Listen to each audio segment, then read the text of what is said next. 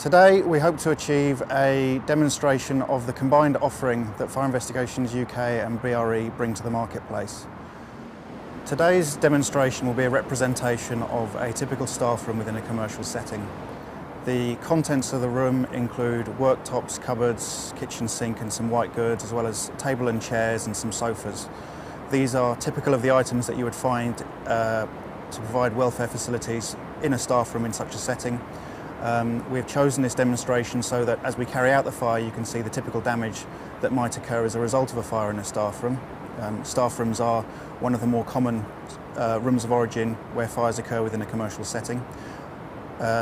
We will then use it also to demonstrate the kinds of signs and symptoms that you would look for within a staff room where a fire has occurred in order to determine the point of origin and the cause of that fire.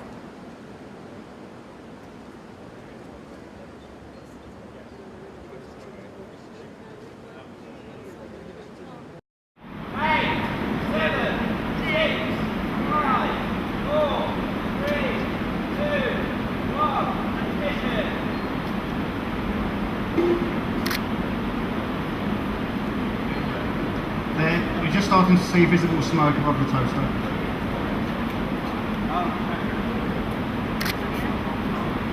Okay, so flames are now showing above the toaster.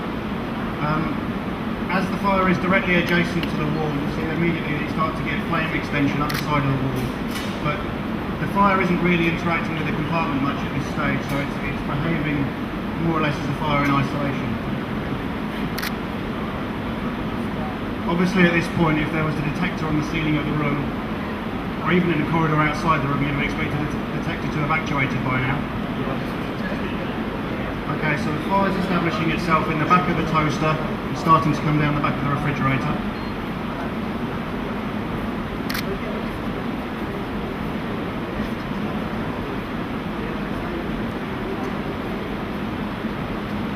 And you'll note that as the flames start to get bigger, there's already a bit more energy in the smoke. So whereas it was drifting out beforehand, it's now definitely got an upward movement as it comes past the downstand of the room.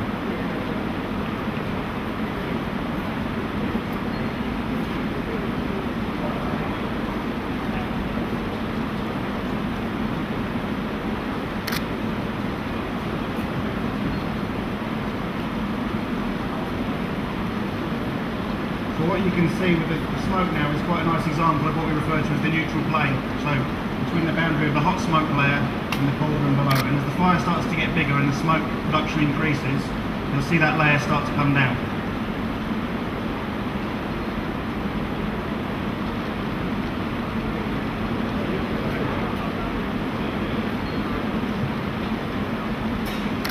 You've seen some strips of trunking. We included electrical trunking in for the power supplies to television and appliances.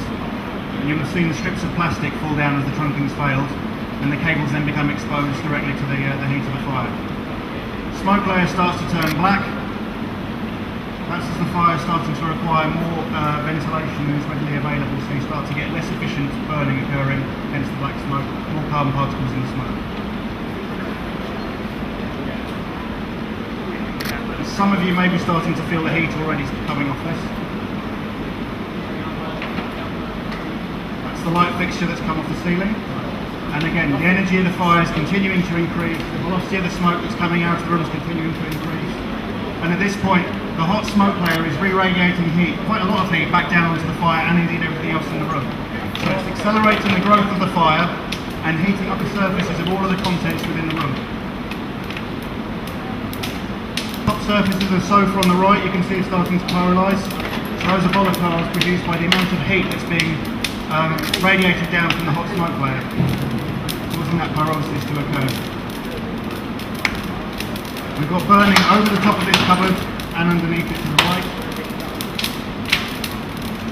So as the fire continues to grow, all that process of recycling heat going up into the hot smoke layer and then being radiated back down onto the fuel below, all of that is increasing and recycling back, causing further increase in the fire size.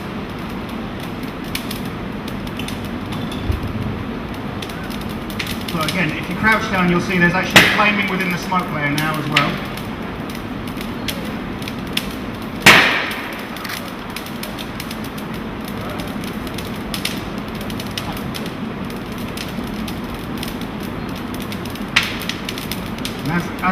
hotter, the flaming will extend out through the smoke layer as the heat becomes sufficient to actually start recombustion of the partially burnt gases that are within the smoke. The flame is starting to come up through the flue. We've had to collapse the wax. The stove is ignited to the right, which will increase the amount of fuel that's involved quite significantly, and converting the fuel to more stable. Here we go.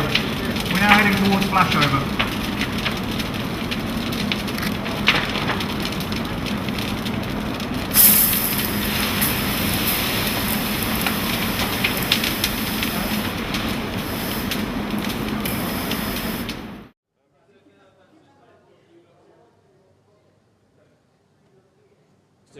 Now imagine that you were investigating this scene and you got some witness testimony to say, oh yes, just before the fire service arrived, and as the fire service arrived, let's say the window blew out, I ran into that room and I did X. Well, you can all appreciate now that nobody could have run into that room.